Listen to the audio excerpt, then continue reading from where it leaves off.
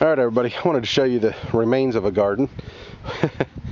This was the yellow squash that I planted, and what I did not realize is last year we had, oh gosh, I can't remember what they're called now, but it is a bug, a caterpillar that lives in the actual vine of these plants, right? And so that what they do is they burrow in and they will just destroy the plant. And so that's what it did. There used to be one there, which still has a little bit alive. There used to be one there. There's still one attached to it that was just shot. There's one here that's about to die, and then I still have one that's actually still pretty healthy. It's just not really producing. So, but what you need to know is if you have that, and I didn't know we had this last year, is that they leave the larvae in the ground, and next year they will sprout and come back in. And if you have any vining things like cucumbers, cantaloupe, watermelon, anything that is a vine, it will get into it and kill it. And that is the reason you can't plant in the same place twice with the same type of plants.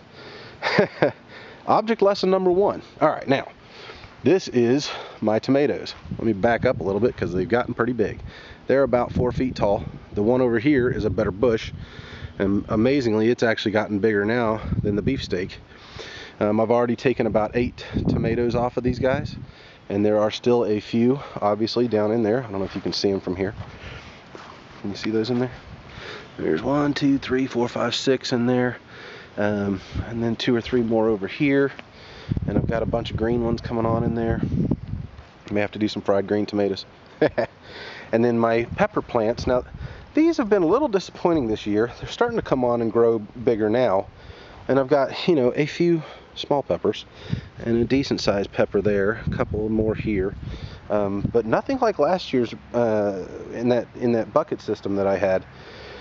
So I'm not sure what happened this year with this. I'm going to put a little fertilizer down, I think, or you'll get some more worm castings and dump on top and see if I can get some more growth out of them.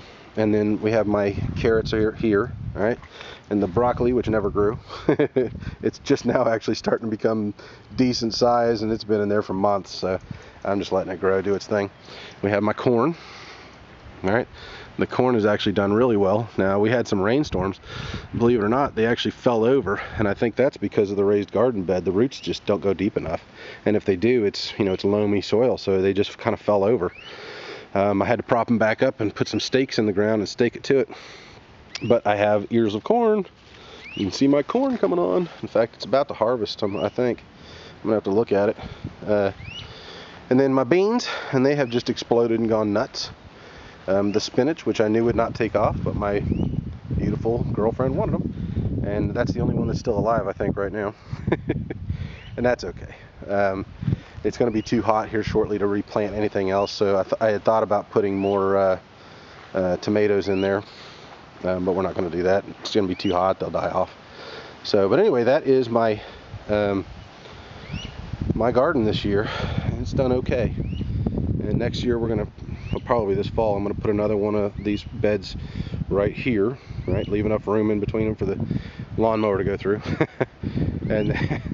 And then I also did this year recently. I don't know if any of you have seen the video I did on my old dog Jake. Jake passed away in December, and so I took his ashes and I put them underneath this plant, and I thought that was pretty cool. They're frost-free gardenias. And these are the only ones that I recommend, especially here in Florida. They sell the other gardenias that have kind of a ruffled leaf on them, and they will freeze off every freeze. It doesn't even matter what you do. They say that they won't, but they will. So, but these actually have a kind of very sharp blade-shaped leaf, and it's smooth. Let me zoom in on this so you can see them. See how sharp that blade is right there? Those leaves are. And so we have the sharp blades on there.